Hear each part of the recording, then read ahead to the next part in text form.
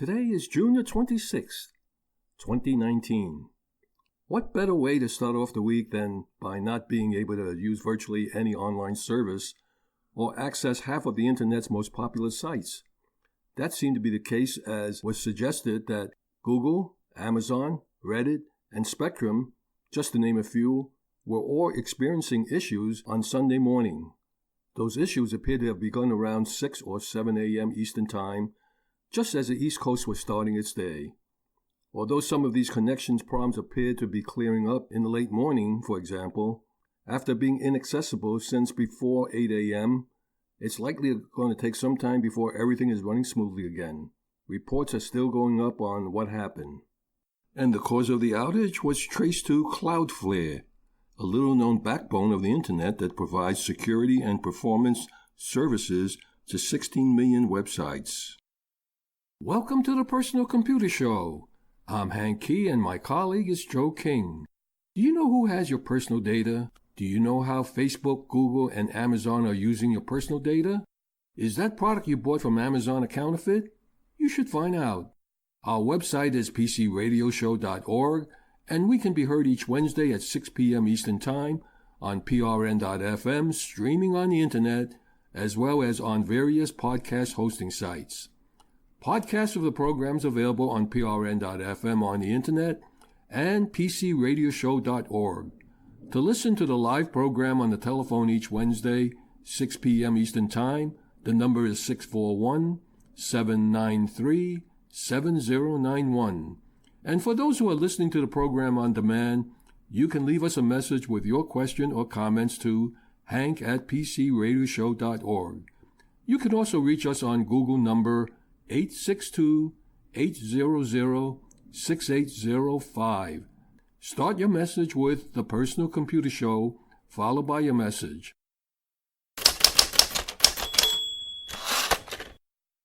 Apple has issued a voluntary recall for a select group of 15-inch MacBook Pro units due to potential issues with the battery overheating.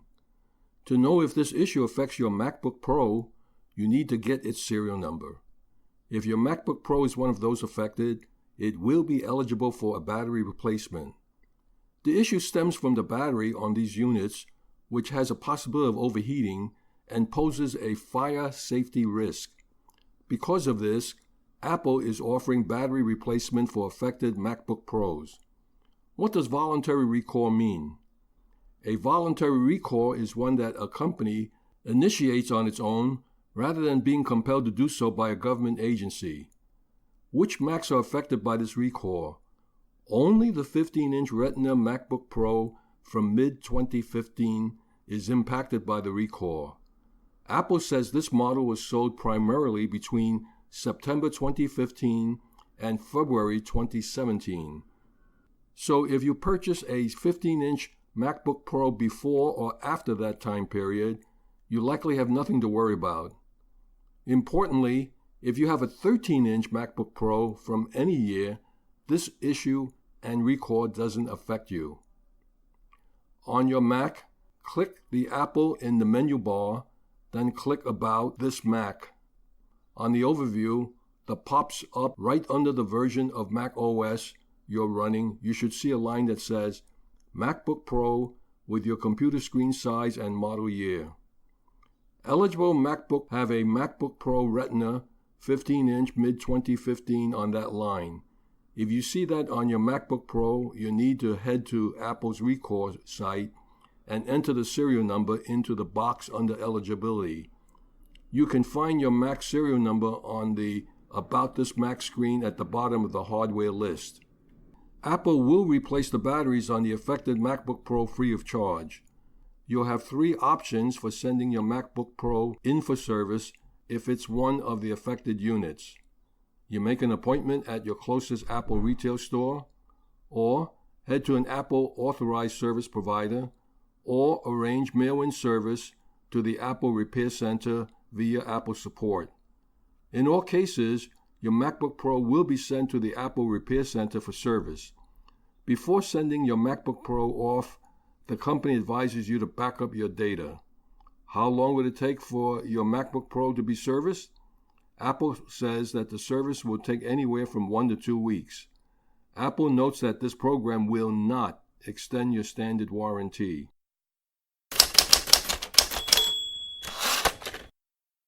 AT&T is facing a class action complaint over its practice of charging a $1.99 per month administrative fee that isn't disclosed in its advertised rates. The complaint notes AT&T prominently advertises particular flat monthly rates for its post-paid wireless service plans, but after customers sign up, AT&T covertly increases the actual price by tacking on the bogus so-called administrative fee. It misleadingly suggests that the administrative fee is akin to a tax or another standard government pass-through fee, when in fact it is simply a way for AT&T to advertise and promise lower rates than it actually charges. The complaint noted AT&T deception and scheme by suggesting that the administrative fee is tied to certain costs associated with AT&T providing wireless telephone service. AT&T website says the administrative fee is subject to change from time to time as AT&T costs change. The administrative fee is purportedly paying for interconnect charges, and cell site rental charges have actually decreased according to AT&T financial statements. In other words, the administrative fee, if they charge it at all, should have been reduced. AT&T website acknowledges that the fee is not a tax or required by the government, but the complaint says that AT&T customer bills list the fee in the surcharge and fee section, which is otherwise used to list government costs, and AT&T must pay it. AT&T introduced the fee in 2013 at the rate of 61 cents per month and has raised it 3 times. But if the fee was determined by AT&T's actual cost, it should have decreased, the complaint says. The law was filed by AT&T customers, and it seeks class action status for all current former AT&T customers in California who are charged the administrative fee. And if the lawsuit succeeds, it will probably be applicable to all AT&T cell phone users.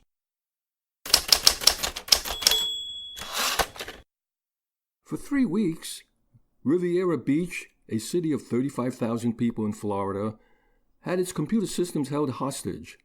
On Monday, the city council voted unanimously to pay the $600,000 in Bitcoin to the hackers who caused the problem. After a city employee clicked on a malicious link in an email, ransomware quickly spread throughout Riviera's Beach computer network, locking it down unless the city paid a 65 Bitcoin ransom. Email wouldn't work. 911 calls couldn't be entered into the computer records, and systems that controlled the water utility were offline, and that was according to the Palm Beach Post. The city council tried first resolving the issue by paying $941,000 for new computers, but now it decided to just pay the ransom. The payment will come from the city's insurer, though it's still unclear if the hackers will decrypt the lock files afterwards. U.S. law enforcement agencies often recommend that ransomware victims don't pay the hackers, pointing out that there's no guarantee hackers will comply and that payments encourage cybercriminals to strike again. The city council didn't immediately respond to requests for comment. City governments that don't pay after ransomware attacks can end up with costs higher than what the hackers initially demanded. After Atlanta suffered a ransomware attack in March 2018, the hackers demanded $51,000 in Bitcoin. The city refused to pay, and that costed an estimated $17 million in damages.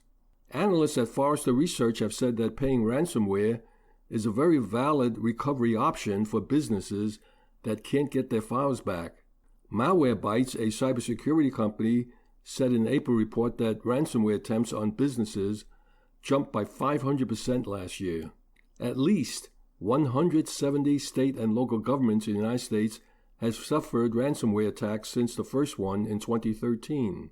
In November, the Justice Department announced charges against Iranian hackers for an incident that hit more than 200 city governments and hospitals with ransomware, causing more than $30 million in damages. City governments are prime targets for ransomware attacks because government agencies provide critical services that can't afford the digital lockouts, Nearly 73% of public agencies have experienced issues with ransomware attacks, and that's according to a report from Mimecast.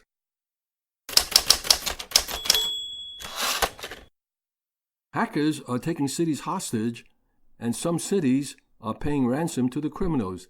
That needs to change. Ransomware attacks on municipalities are on the rise. Last year it was Atlanta, which spent $2.6 million to recover rather than pay the demanded $51,000. Before that, it was the suburbs of Dallas and of Birmingham, Alabama, and localities in North Carolina and New Mexico. Last month, hackers crippled Baltimore, which is still working to restore its systems, without paying the $100,000 or so the hackers are demanding. And then there are places that decide to pay, such as the Florida town that decided to fork over a whopping $600,000 to the bad guys, desperate to deparalyze its computer systems and restore essential services to its residents. The numbers may seem to make the case for giving hackers what they want, but that's the point of ransomware. It is designed to convince victims that complying is cheaper and easier than the alternative. The arguments for refusing to put taxpayer money into malicious actors' coffers is stronger. Morally, taxpayer money should not be used to reward criminal enterprises. For practical purposes, if cities collectively stop providing that reward, hackers may pack up their keyboards, and every dollar, or more accurately, every Bitcoin that cities turn over to cyber criminals encourages them to continue attacking. And it also gives them the resources to do so more effectively and more often. There is a way to break the cycle. Pass a federal law barring ransomware payments. Along with such a prohibition, funds should be devoted to help cities and states become more secure in the first place, focusing especially on the need to have backups of critical data. Then the Department of Homeland Security could set up a digital Ghostbusters task force to help municipalities come back online after an attack. Those that had implemented adequate defenses could get aid from the feds in footing the bill. Those who surrendered to hackers would face fines sufficiently larger than the ransom. Those facing punishment might protest that resisting the criminals is too costly in money, time offline, and information lost forever. But the money is an investment in preventing more attacks across the country. And it takes substantial time, too, to pay a ransom and reboot an entire government. As for the information, the threat of losing it should be an incentive for governments to get moving on backup systems. An anti-ransom law would be a dramatic step, but it's a route to a dramatically positive results.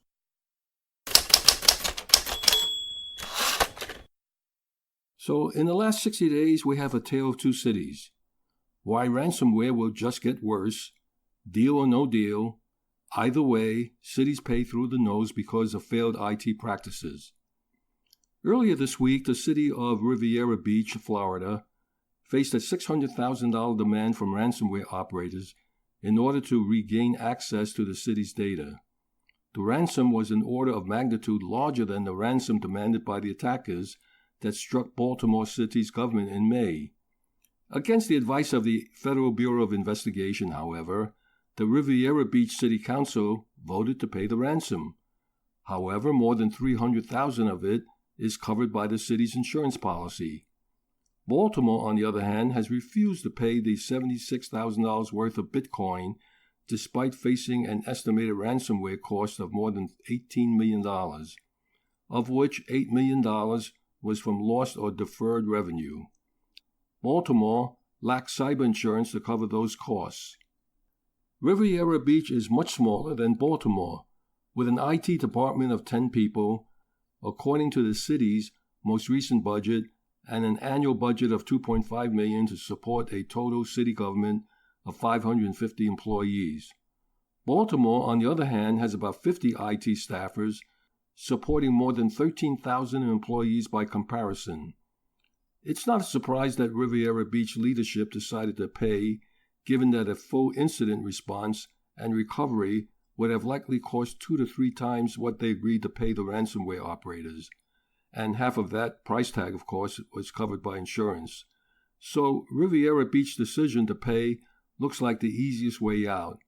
It's a decision that has been made by many local government organizations and businesses alike over the past few years. Well, take heed of some advice from me on this. If you have any applications and systems are connected to the outside world or connected via outside communications, separate the systems, don't network them together, and such as if you're collecting tax input, put that on a separate system, let people enter the data, go through an extra layer of verifying the data, and then move the data over to the back-end systems. Yes, it may cost you more equipment to do that. Yes, it will cost you staff and time to do that. But there's two things that you're going to gain from this. At least it prevents, for the most part, ransomware, headache, expense, very poor public relationship that you're going to gain from the citizens of your village, town, or government.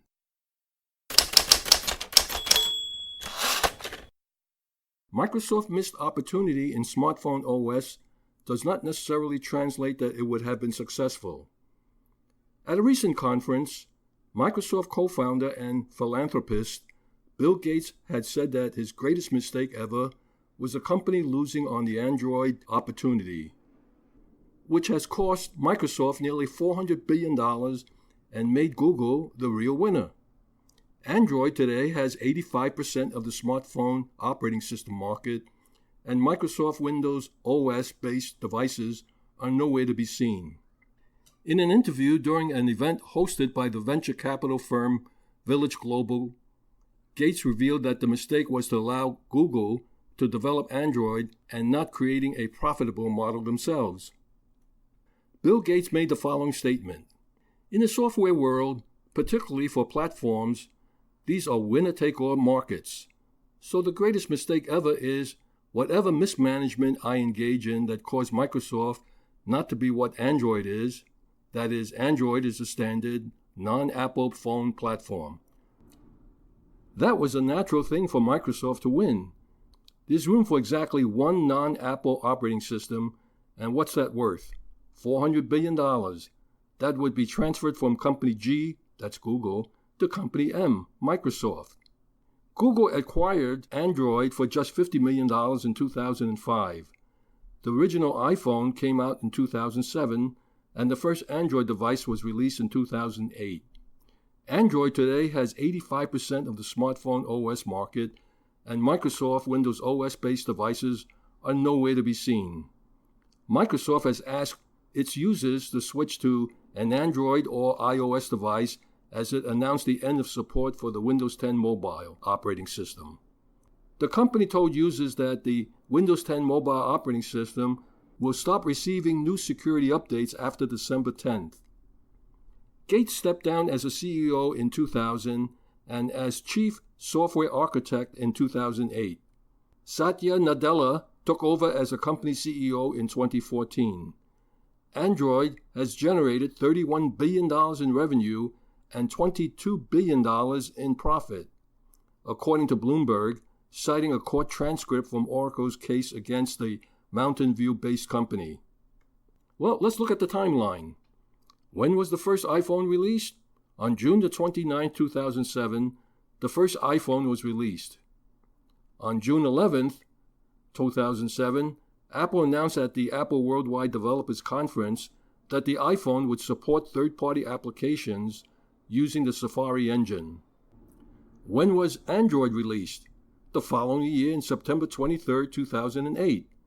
The first commercial version, Android 1.0, was released on September 23, 2008. Android is continually developed by Google and the Open Handset Alliance, and it's seen a number of updates to its base operating system since the initial release. When was the first Android phone released? The first commercially available smartphone running Android was the HTC Dream, also known as the T-Mobile G1, announced on September 23, 2008. Today, we are surrounded by Android phones around us. Although it may seem that Apple has a fair majority in the market, Android enjoys about 85.9% of the global market share. But it is just an operating system owned by Google, So how exactly does Google earn through Android? Where did Oracle come up with that $31 billion in revenue and $22 billion in profit? A lot of people might think that Google charges cell phone manufacturers to use the Android operating system on their devices. But the funny thing is, Android is open source. Anyone can install an Android system to their device, and this probably would confuse you even more. How is Android still in the market if it's not charging money? What exactly is Android's revenue model? How is Android still in the market if it's not charging money? In other words, what exactly is Android's monetization model? Well, how does Google make money from Android? Number one point to note here is that a lot of people might think that Google charges cell phone manufacturers to use Android OS on their devices. But the funny thing is, Android is open source. Anyone can install an Android system to their device. This probably would confuse you even more. How is Android still in the market if it's not charging money? What exactly is Android's revenue model? Well, two major sources of income for Google that keep Android afloat are avoiding additional costs for paying to be a default search engine of any other operating system. Google paid Apple $1 billion in 2014 to keep Google's search bar on the iPhone. Then you have the Google Play Store. Android earns revenue by not incurring expenses for being any other operating system. In other words, Android earns for not being iOS. Google is, after all, an advertising company. The major revenue comes from, yeah, you got it, advertising, which means that displaying advertisements and hitting it to the right target demographic is their primary agenda. Android is your Google data gatherer in your pocket. How does this work? Google smartly put up its operating system for free, which eventually helped cheaper phones to develop, as they don't have to put up with a licensing fee as long as they have the hardware. The customer base grew until Android had a firm grasp over the market. Android smartphones have permanent default Google-owned apps like Google Search, Google Play, YouTube, Maps, etc., and the main Android framework is signed in through a Google account too, so you need to have a Google account to use Android. It's easier to record your behavioral pattern in this manner.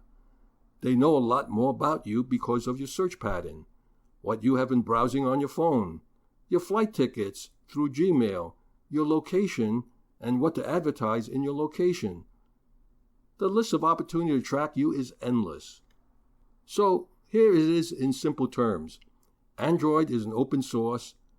Google possibly cannot earn through licensing, so it created the operating system such that the user information is more freely available to have a better network of advertisement for the advertisers, and of course displaying advertisement is much more convenient on this portable device.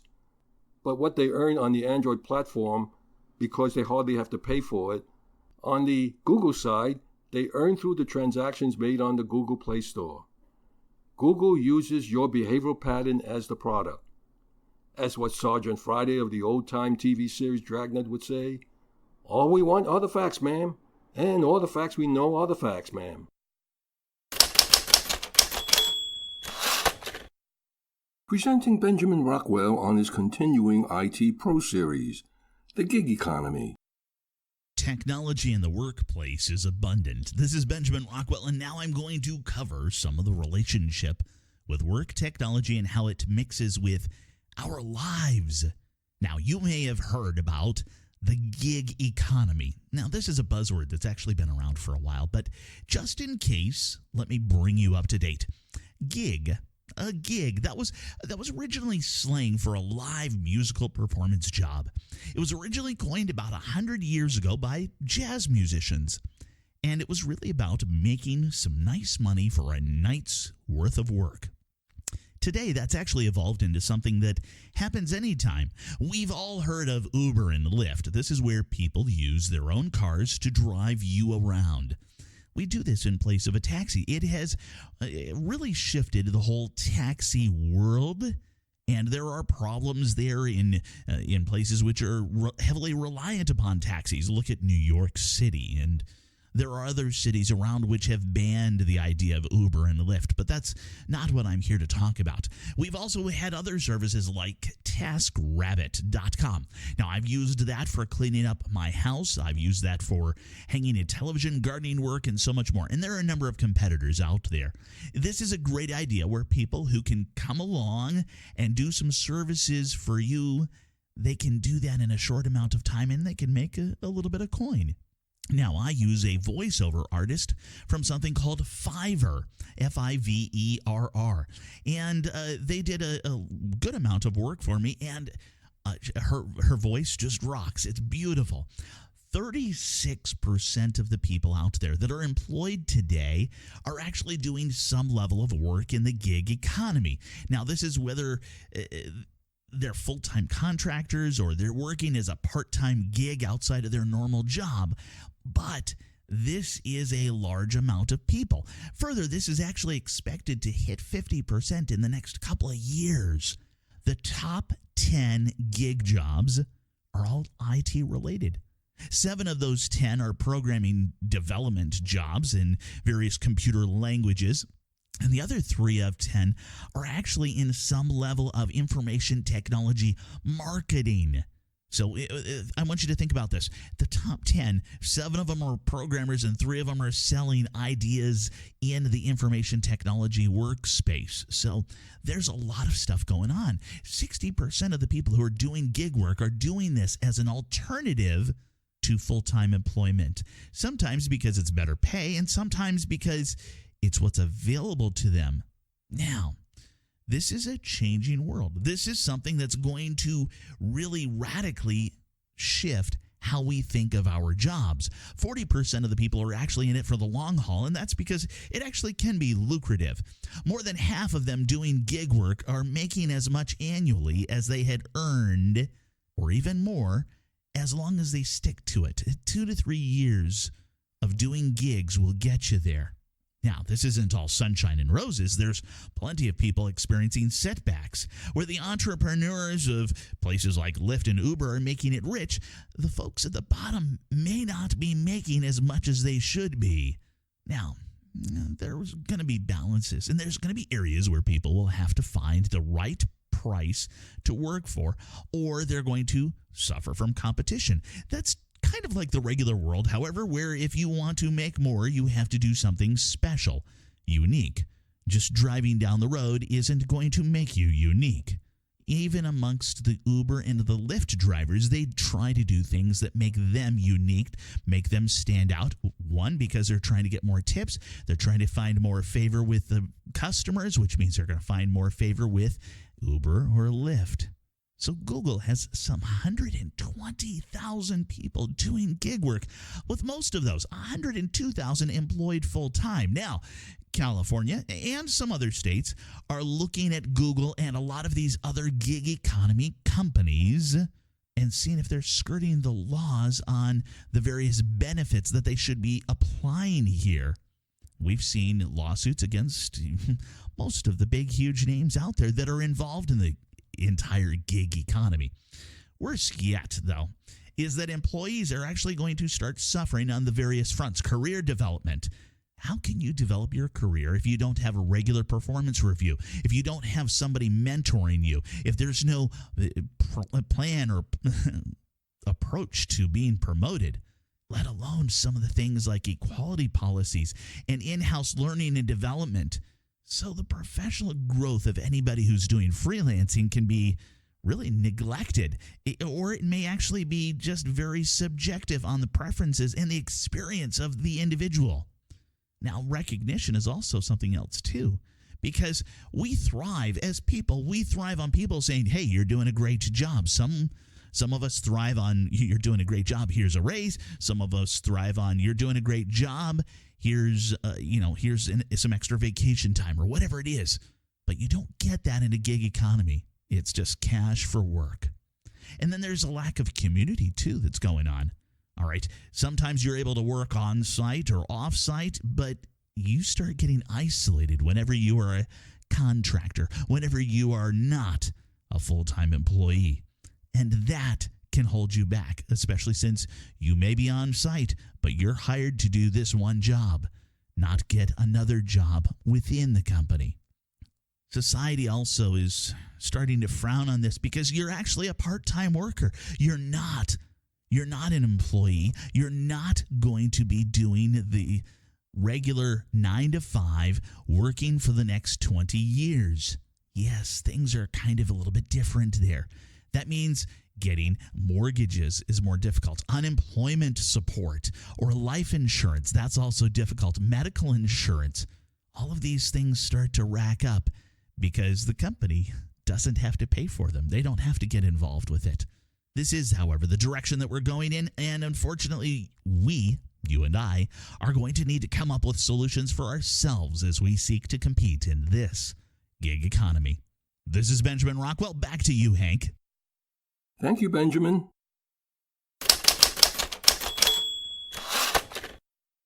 According to a study in the American Journal of Public Health, subway noise from a station platform is 80 dB on average, but peaks at levels higher than 100 dB. A noise hazard is listening to 85 dB over 8 hours or 100 dB for 15 minutes. Why am I bringing this up? It's no longer the exception that I hear audio sound from fellow subway riders listening to their smartphone or the iPod with their earphones. First it was the Sony Walkman, and now it's the iPod and smartphones. Amid the sidewalk and street noise, many cranked up the volume of portable devices to the maximum level. The end result of all this is that it has affected hearing for the users. According to the Centers for Disease Control and Prevention, some 12.5% of children between the ages of 12 and 19 and 17% of adults between the ages of 20 and 69 suffer from some degree of noise-induced hearing loss. While sudden, shocking bursts of noise can be enough to permanently alter a person's hearing, that's not always how it goes. Frequently, deterioration happens over time and can be mitigated, if not avoided entirely, with a healthy dose of awareness with the high levels that we have with devices running at maximum volume. The World Health Organization characterizes noise as an underestimated threat, and it's especially problematic in cities like New York. A 2012 study conducted by the New York City Department of Health suggests that the average volume of certain outdoor locations exceed federal and international guidelines set to protect public health. Most conversations held at normal volume hover around 60 dB, and sounds over 85 dB have the potential to degrade your hearing after prolonged exposure. So if you start to see your average headphone volume skew upward considerably, you know you should probably consider seeing your doctor. As a result, you don't really have an excuse for ignoring the moments when you were listening to your music louder than you probably should have. Each time you blast music through your headphone for hours, you'll run the risk of permanently damaging the thousands of fine, hair-like cells that make hearing possible in the first place. No one is saying you should never crank up the proverbial dial and enjoy your media. It's just that overdoing it is not smart. There will be times when you will insist on turning up the volume, whether it's out of necessity or in pursuit of sheer sonic pleasure. Just remember that the continuous loud noise will impair your long-term hearing.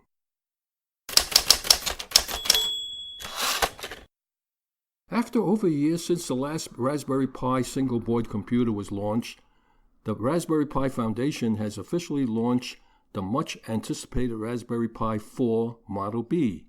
So, what's the difference between the Raspberry Pi 4 versus the Raspberry Pi 3B?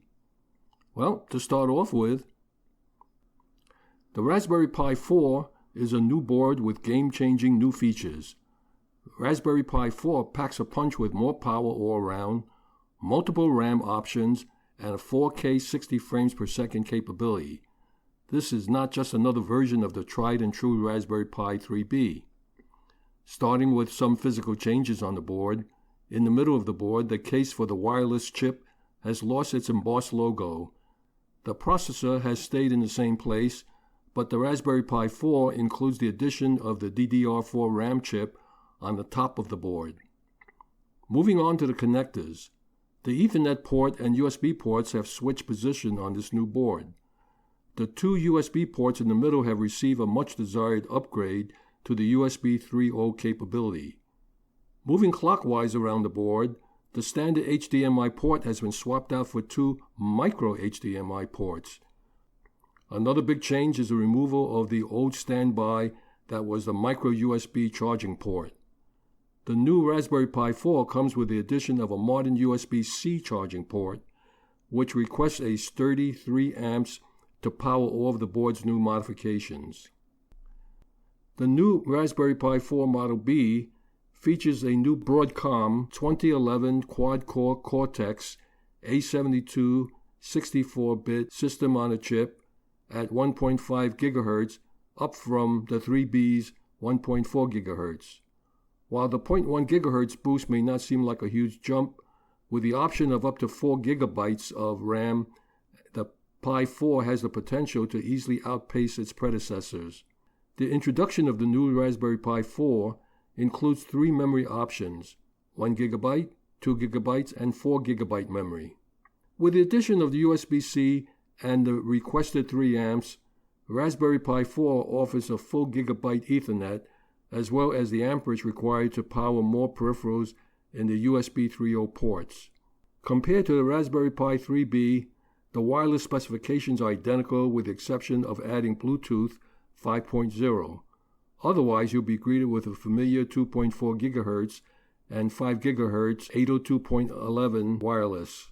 With the addition of 2 micro HDMI ports, Raspberry Pi 4 now has the capability to run multiple monitors. That should be quite exciting on its own, but the Raspberry Pi Foundation has taken it a few steps further by adding 4K output. To be precise, the Pi 4 series is capable of running one monitor at 4K 60 frames per second and 2 monitors at 4K 30 frames per second.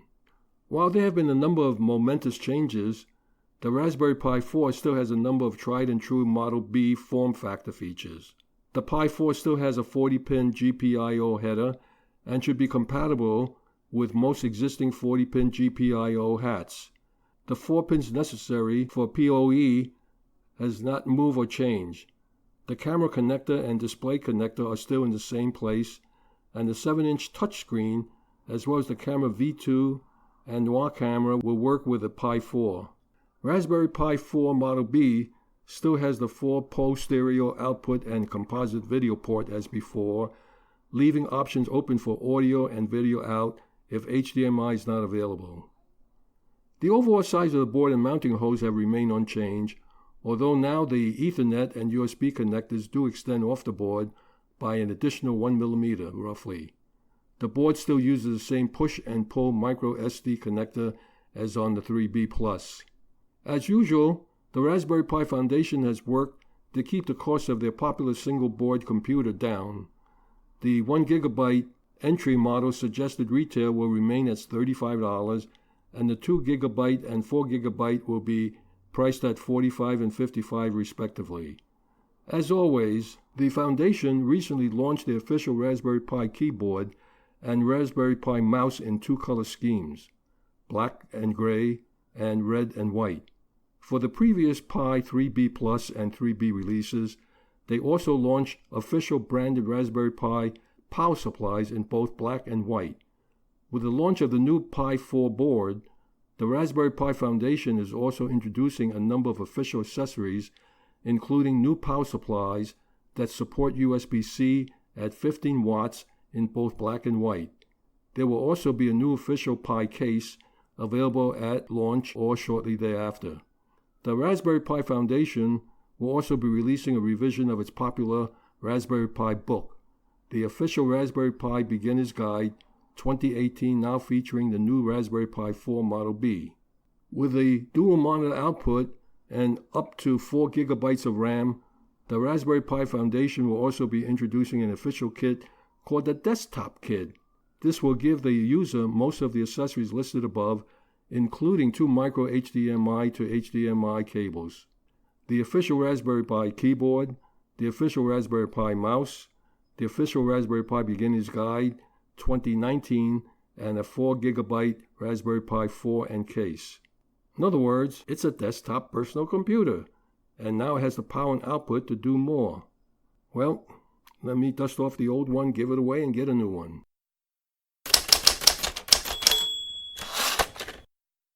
Presenting Marty Winston on sustainability, ways to sustain comfortable consumption rates while backing off on consuming non-renewable supplies.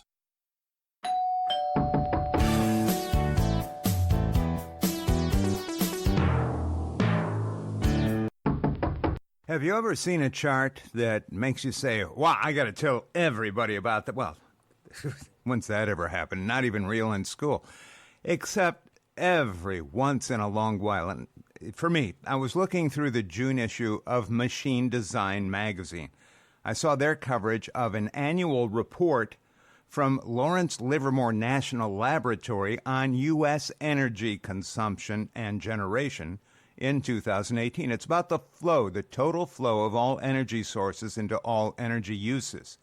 Well, there's some bullet points. Consumption overall is up a little more natural gas, a little less coal is going into generating electricity. Other resources also generate electricity: solar, nuclear, hydro, wind, geothermal, biomass, and petroleum products. But, get this. More than 2/3 of all generated electricity, and as it happens, more than 2/3 of produced energy in all forms is, and this is their term, rejected energy. My term? It's waste. It's like the heat that makes exhaust pipes hot without moving cars forward.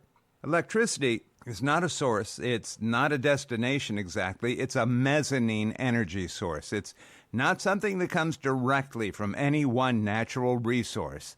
It's something that any variety of natural resources can take a role in producing. The data is pretty clear, and it's that whatever is going into it, electricity generation isn't happening efficiently. We waste more than twice the energy we use. So what should we do? Not in the report, but what do you think? What should we do? We can't become more efficient overnight. LED lighting did help kick that in the right direction, but a lot of drain remains. Petroleum fuels are even more wasteful. Most of their use is in, not hard to guess, it's in transportation, where the waste is almost quadruple the productive use of that energy. Gotta love these charts. Industrial consumption of energy from petroleum fuels is also wasteful, but not quite as much. Transportation is the worst. Okay, Marty, shut up with the numbers, and let's make this interesting already. All right, I can talk a little trash, because trash is one of the next energy resources that's growing in significance.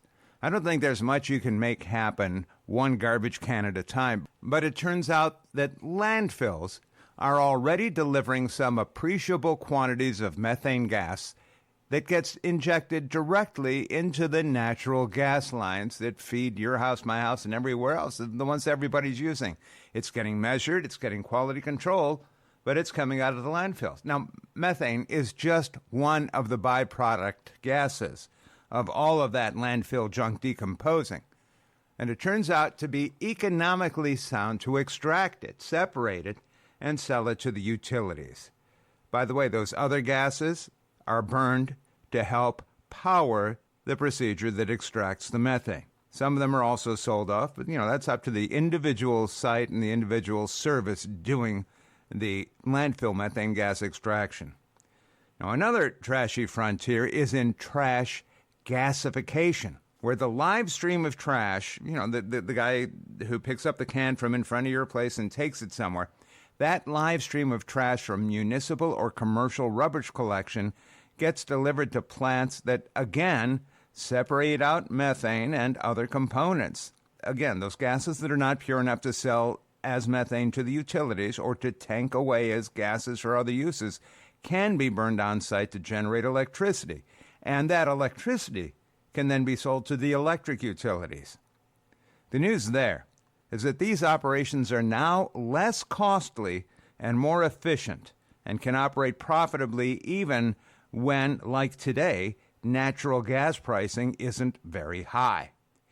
We also know of at least one pilot plant, I'm told there are more, that's doing the same thing with wastewater treatment. Wastewater treatment, that's the same thing as sanitary sewage. And again, it's feeding out natural gas, but it's what you might consider renewable natural gas. As long as we don't run out of sewage, as long as we don't run out of trash, as long as we don't run out of garbage, we keep making more. So that source of natural gas is renewable. These are all at least partly biomass conversions. And there are other biomass resources available in agricultural or industrial processing of waste materials. Now it comes to a decision, whether you have to pay to have it removed or you get paid to have it exploited. What would you decide? Now, here's a thought that will stretch your thinking. More solar or wind energy can help reduce the demand for natural gas. What did I say? How does solar or wind energy help reduce the demand for natural gas? It can't, not directly, but here's how that works out. When you look at how and where natural gas is consumed, a tiny amount goes to transportation, a little to commercial users, a little more than that to residences, more than those three combined to industrial users, but more still to somewhere you may not suspect. Natural gas fueling electrical power plants. That category is the biggest consumer of natural gas.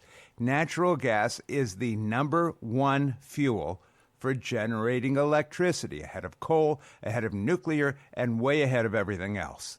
But if that weren't the case, if suddenly power from the sun and wind were to supply a bigger chunk of the country's energy needs, power plants could cut way back on their use of natural gas or of coal. It's an indirect relationship, so it's a little strange to wrap your mind around it, but there it is. There's been a lot of kidding around about gathering methane from, shall we say, flatulent cattle. Think about it. The act of digestion is essentially what happens when consumables get broken down into less complex chemistries. It's a deconstructing of what goes in. It happens inside living bodies, often with the aid of digestive acids. It happens in compost mounds, inside septic tanks, and at sewage processing plants, usually with the aid of bacteria. It also happens inside landfills, especially in the oldest, lowest layers. And now there are techniques to economically harvest the methane gas that landfills produce, often in conjunction with reclaiming other resources of value.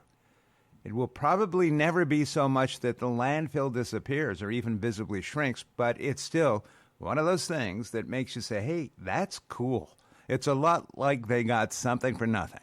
Landfills, of course, occupy a total volume that's bigger than any herd of gassy cattle, bigger than a septic tank, and bigger than your compost mound. That's what makes harvesting the gas from them economically feasible. There's probably enough municipal sewage and municipal trash to make those waste streams productive for extracting resources, and pilot or prototype operations have been around for decades. Little by little, their costs are coming down and their yield going up. Again, though, it's a numbers game. No one will ever be paying you for your trash or your sewage. About those cattle, though. No, it isn't their flatulence getting harvested, but pig farms and dairy farms, especially those two, generate enough animal poo that a new breed of extracting machinery can profitably extract both high-quality methane, the grade that can be distributed along with other natural gas supplies, plus lower-quality gases that can be burned on-site to generate the electricity to run that machinery that does the extraction, and also sometimes sell some back to the grid or to power other on-site equipment. Also, have you noticed that fracking is less of a political football these days? Those natural gas drilling and extraction methods, too, have improved and matured. Overall, natural gas prices have been dropping because of the yield of newer techniques, with increasing supply levels originating in other than traditional well operations.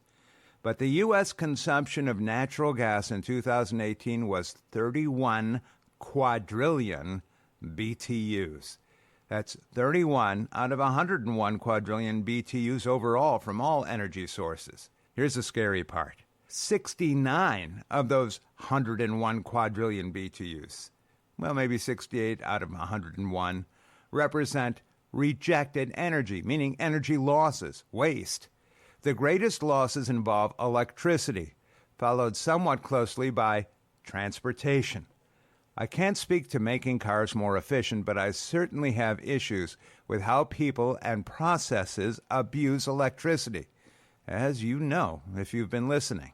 Something else, too. The same two categories, electricity and transportation, are especially wasteful. I said so up top. Transportation, which is mostly run on petroleum fuels, wasted more than 3 times as much energy as provided any real service. And power generation rejected more than twice as much energy as provided any real service. Industrial energy rejection was only slightly ahead of their use of energy and service. Commercial and residential energy usage, here's a little bit of good news, they flipped that, providing far more service than rejection. But those, as it happens, are the smallest categories. I'm here week after week in large part to help you understand a lot of the little things you can do to get more service and less waste out of your energy use, to help you cut your energy bills, and at the same time live more comfortably and conveniently, more safely. Got it? Next time, I'll be taking you on a radio walkthrough of our new-to-us home's basement. Think of it as a 30-foot by 50-foot bunker that we're intent on taming and shaping into an office, a test and design lab, 2 TV studios, and several other things, including quiet. I'm not sure if you'll find it inspiring or just a plea for your sympathy, but either way, join me. Thank you, Marty.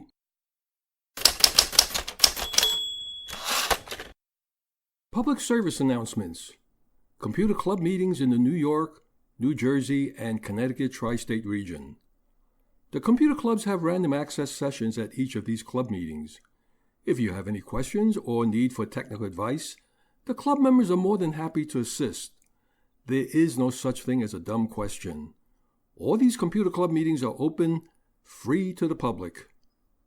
Brookdale Computer Users Group will have a presentation on providing computer support to fulfill and to help manage volunteers. Thursday, June the 27th. Meeting time is 6:45 p.m., and they meet at the Middletown Library Lodge Meeting Room at 55 New Monmouth Road in Middletown, New Jersey. Danbury Area Computer Society has their meeting on Tuesday, July 2nd. Meeting time is 7:30 p.m., and they meet at the Danbury Hackerspace, located at 158 Main Street in Danbury, Connecticut. The Amateur Computer Group of New Jersey meets on Friday, July 5th. They meet at 8 p.m., and they meet at the Scotch Plains Rescue Squad, located at 1916 Bartle Avenue in Scotch Plains, New Jersey. Kings Bite Computer Club meets Tuesday, July 9th. They meet at 7 p.m., and they gather at the Park Plaza Restaurant at 220 Cadman Plaza West in Brooklyn, New York. Computer Learning Center at Ewing has a presentation on Apple seeds and Apple devices Thursday, July 11th, and they meet at 2 p.m. in the afternoon, and their location is 999 Lower Ferry Road in Ewing, New Jersey. The New York Amateur Computer Club will have a presentation on recycling e-waste and pioneering urban sustainability Thursday, July 11th. Meeting time is 7 p.m. at NYU 32 Waverly Place, Silver Building, room 414, and that's in Manhattan, New York. The Westchester PC Users Group has a presentation on web design Thursday, July 11th, and the presentation is at 7 p.m., and this was originally rescheduled from the first week of July 4th. Obviously, it's a national holiday, so they moved it to the following week. They meet at the Keller Williams Realty, 120 Bloomingdale Road on the first floor in White Plains, New York. Long Island Macintosh Users Group meet Friday, July 12th at 7 p.m., and they meet at the New York Institute of Technology, Old Westbury Campus, and it's located at Northern Boulevard and Valentine's Lane, and they meet in the auditorium of the Harry J. Scher Hall. Princeton PC Users Group meet Tuesday, July the 23rd, and they meet at 7 p.m., and it's at the Mercer County Library, located at Lawrenceville, New Jersey. We hope to see you at one of these meetings.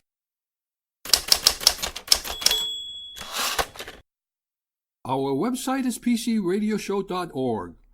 We can be heard each Wednesday at 6 p.m. Eastern Time on prn.fm on the Internet. Podcasts are available from all major podcasting host sites, as well as our website, pcradioshow.org. If you have any questions for us or commentary on any of our feature segments, just send us your email address with your telephone number, in which we can call you at a convenient hour for playback on the program. If you have any questions for us, just send us your email addressed to hank@pcradioshow.org. There is no such thing as a stupid question. In the meantime, stay in touch and remember to do regular backups. I'm Hank Key, and on behalf of Joe King and Michael Horowitz, we thank you for listening. Stay safe and healthy until we meet again, same time, same station next week.